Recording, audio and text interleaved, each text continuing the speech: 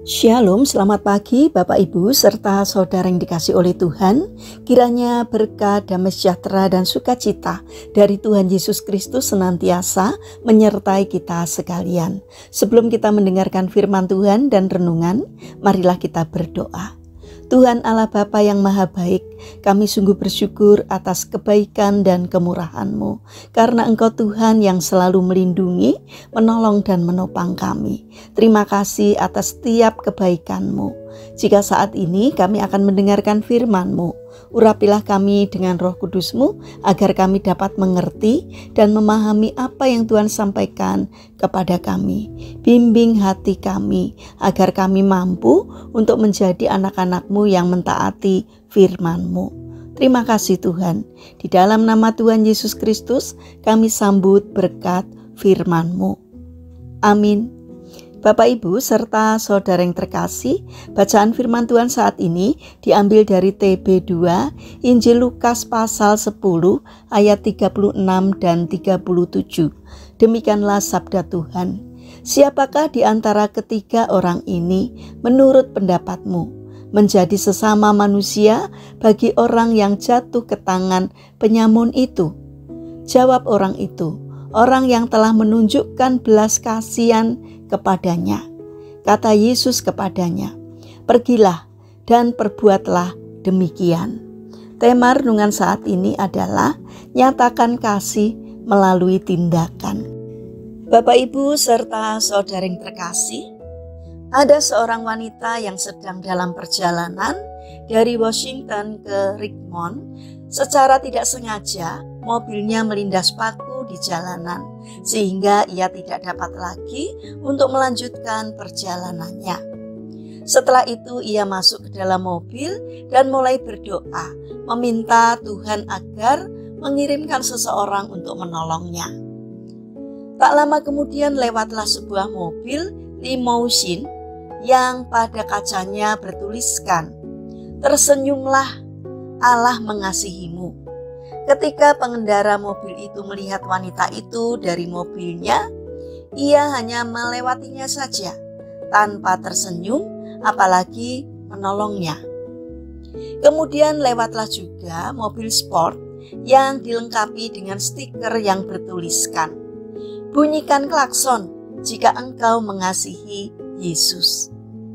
Laki-laki yang mengendarai mobil sport tersebut hanya lewat begitu saja tanpa membunyikan klakson, apalagi peduli dengan wanita tersebut. Beberapa saat kemudian, seorang laki-laki dengan mobil pick-up tuanya lewat juga di tempat itu. Ketika melihat wanita itu dengan mobilnya, ia segera berhenti dan menanyakan apa yang bisa dilakukan untuk membantunya.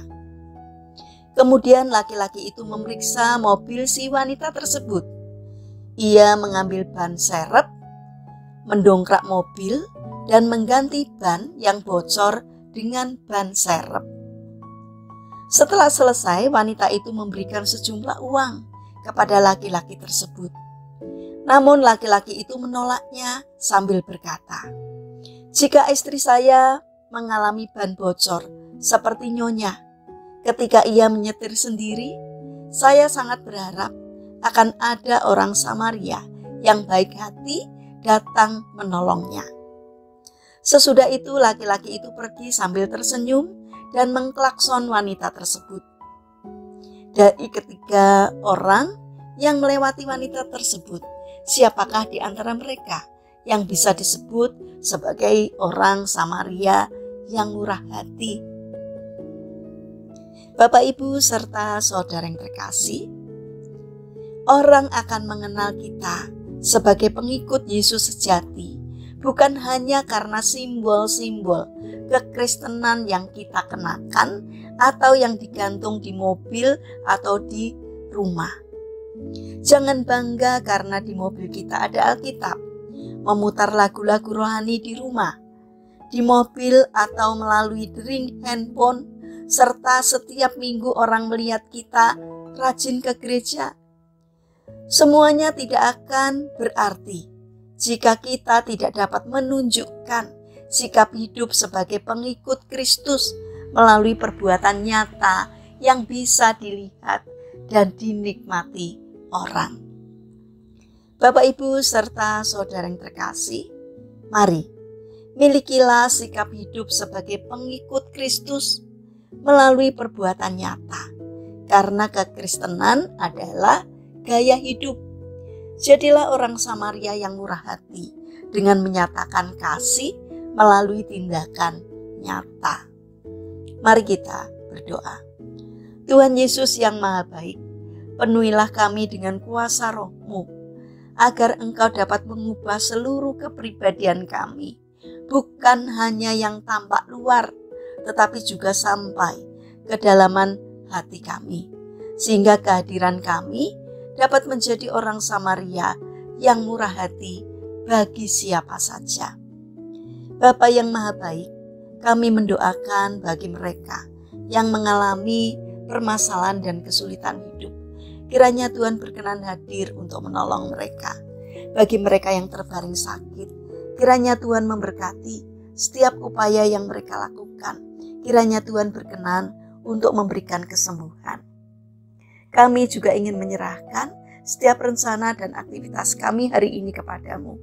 Berikanlah ketekunan dan juga semangat kepada kami dalam menjalankan aktivitas kami hari ini. Tolonglah, berkatilah apapun yang kami kerjakan, kiranya boleh berkenan di hati Tuhan.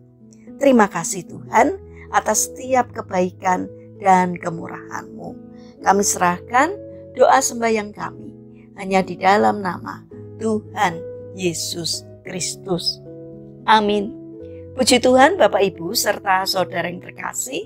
Selamat berakhir pekan dengan orang-orang terkasih.